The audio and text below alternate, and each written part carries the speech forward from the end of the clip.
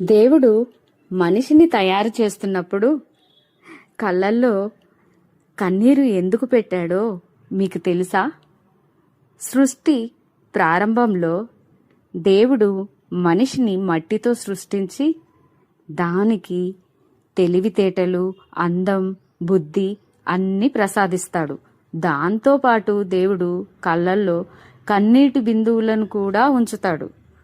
విష్ణుమూర్తి మనిషిని భూలోకం పంపిన తర్వాత ఒకసారి లక్ష్మీదేవి శ్రీ మహావిష్ణువుతో ఇలా అడుగుతుంది, స్వామి, మనిషికి సంతోషకరమైన జీవితాన్ని ఇచ్చారు, కానీ వాళ్ళ కళ్ళల్లో కన్నీరు ఎందుకు ఉంచారు అని.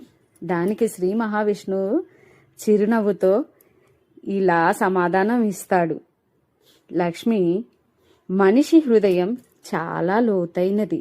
వాళ్ళు సంతోషాన్ని ఎంతగా అనుభవిస్తారో బాధను కూడా అంతే లోతుగా అనుభవిస్తారు వాళ్ళు.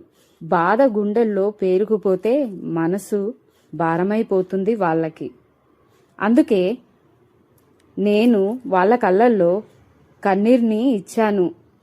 అవి గుండెలోని బాధను కరిగించి మనసుకి ఉపశమనం కలిగిస్తాయి.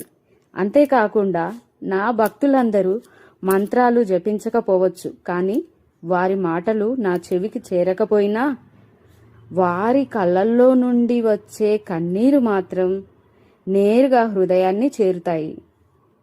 కన్నీళ్లు అనేవి మనిషికి దేవుడికి మధ్య ఉండే అత్యంత స్వచ్ఛమైన భాష. అందుకే బాధ కలిగినప్పుడు ప్రతి ఒక్కరికి కన్నీళ్లు వస్తాయి. అది బలహీనత అని అనుకోవద్దు. ఈ కన్నీళ్లు మనిషిని శుద్ధి చేసే ప్రక్రియ. ఈ మాట నిజమని నమ్మితే ఓం నమో నారాయణాయ అని కామెంట్ చేయండి. నిజంగా ఫ్రెండ్స్, కన్నీళ్లు అనేవి చాలా విలువైనవి. అనవసరమైన వాటి కోసం కన్నీటిని వృధా చేసుకో